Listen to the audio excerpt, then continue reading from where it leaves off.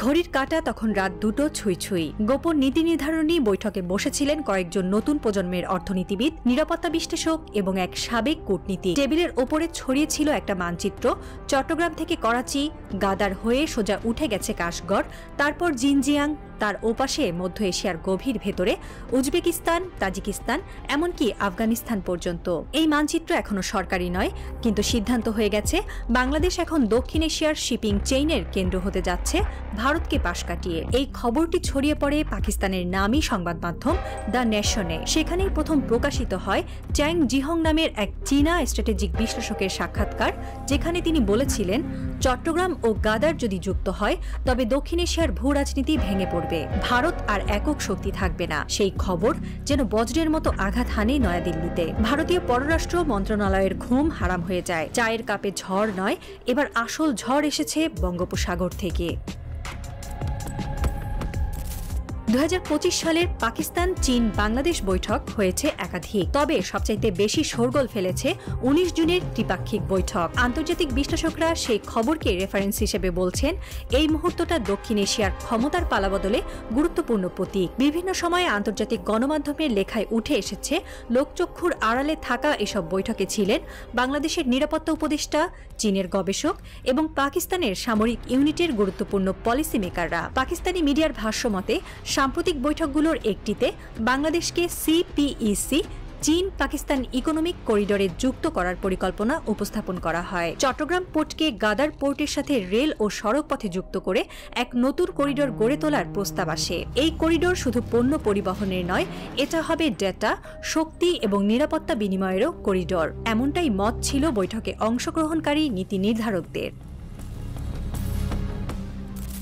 চীনা কৌশলে গুরুত্বপূর্ণ ভূমিকা রাখেন চ্যাং জিহং। তিনি চীন পাকিস্তান বাংলাদেশের বোঝাপড়া নিয়ে বলেছেন এক ঐতিহাসিক বাক্য, চট্টগ্রাম ও গাদারকে সংযুক্ত করুন, ভারতীয় আধিপত্যকে কবর দিন। এই চীনা স্কলার তার এই বক্তব্য দেন পাকিস্তানের প্রভাবশালী গণমাধ্যম দ্য নেশনে প্রকাশিত এক সাক্ষাৎকারে। সেখানে তিনি জানান, চীন পাকিস্তান বাংলাদেশ ত্রিপাক্ষিক সহযোগিতা দক্ষিণ এশিয়ার গেম চেঞ্জার হতে যাচ্ছে। তার মতে এই সহযোগিতার ভেতরেই লুকিয়ে আছে দক্ষিণ এশিয়ার শক্তি কাঠামোর আমূল পরিবর্তনের সম্ভাবনা।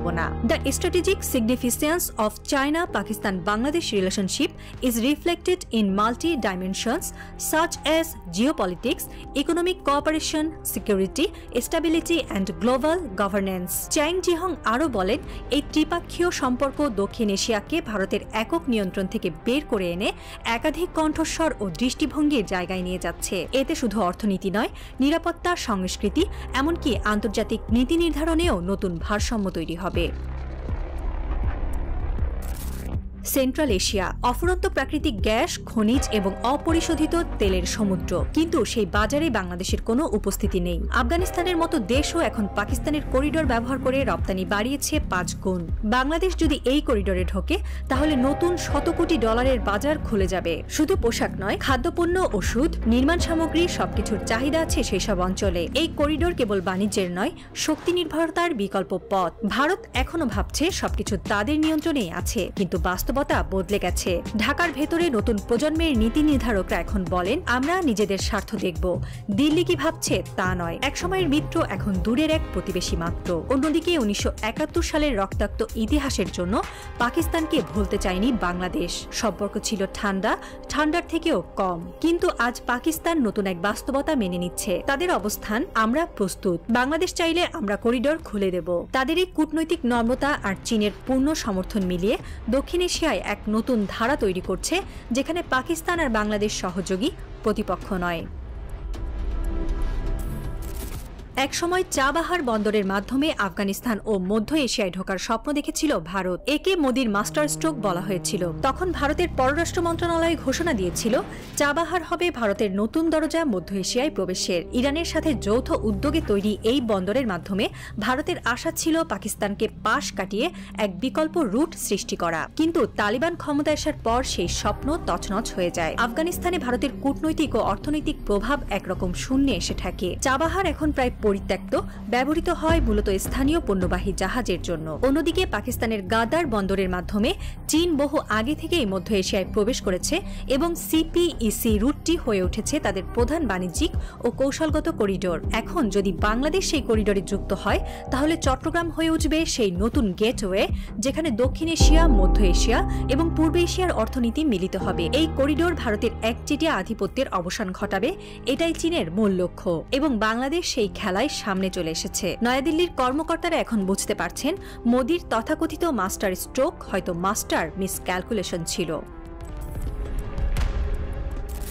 ঘড়ির কাঁটা যেন থেমে গেছে। ঢাকার আকাশে এখন এক ধরনের নিশ্চুপ ঝড় জমেছে। ভারত জানে না পশ্চিমে কি ঘটতে যাচ্ছে, আমেরিকা শুধু অনুমান করছে। চীন, পাকিস্তান, বাংলাদেশ ত্রিধারার বৃত্তে এখন আবর্তিত হচ্ছে এক নতুন শক্তির বলয়, আর তার কেন্দ্রবিন্দুতে দাঁড়িয়ে আছেন একজন মানুষ, প্রফেসর মোহাম্মদ ইউনূস। তার নেতৃত্বে বাংলাদেশ এখন মাথা নিচু করে নয়, মেরুদণ্ড সোজা করে আন্তর্জাতিক পরিসরে কথা বলছে। এই সরকার জানে বিশ্বযুদ্ধের দিন শেষ, এখন যুদ্ধ হয় করিডোরে, পোর্টে এবং সফট পাওয়ার।